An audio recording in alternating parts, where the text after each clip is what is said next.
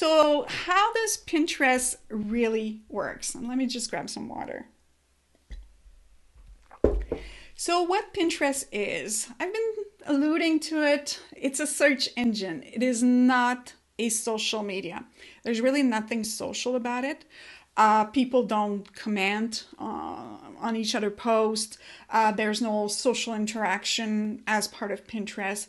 It's really a search engine. People go on it and they search for keywords. There are 45,000 searches every single minute on Pinterest. The Pinterest users are very active. It's the third biggest search engine in the world after Google and YouTube. But it's not as crowded as Google and YouTube, right? So there's a lot of untapped opportunities available. When you think about Google, right, when you go on Google and you do a search, it returns you a whole bunch of words, right? Sentences and links. So they're more like word searches, right? But on Pinterest, it's a visual search engine. And when you do a search, you get images. And humans are visual creatures, right? Most of us, there's some people that are more like auditive but most of us are visual. And it's a great fit for that because very quickly, instead of having to read, you can just look at the image and know if it's right for you.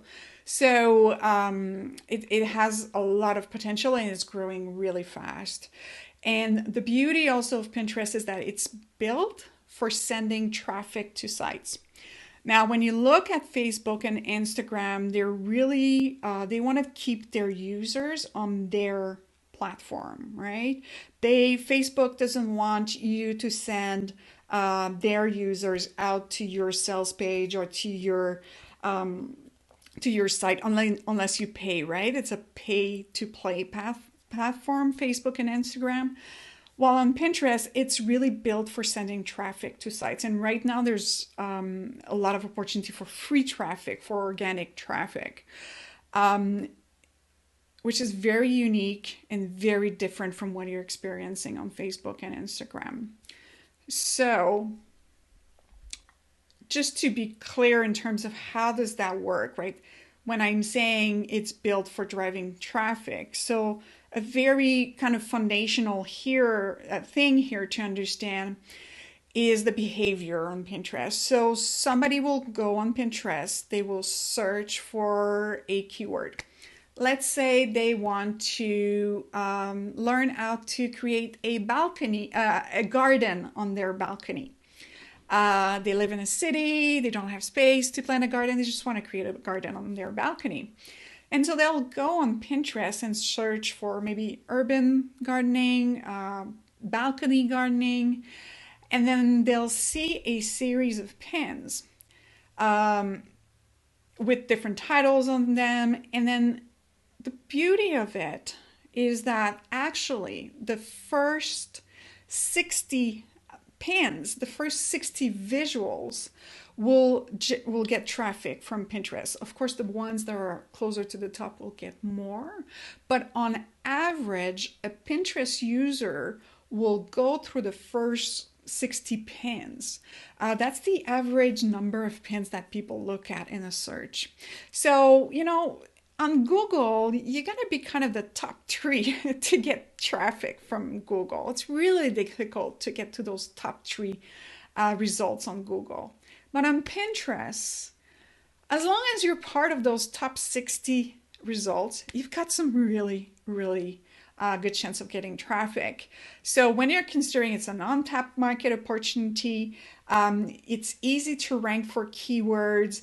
The pool of pins that can get traffic because of that top 60 that people have a behavior of looking at way more results.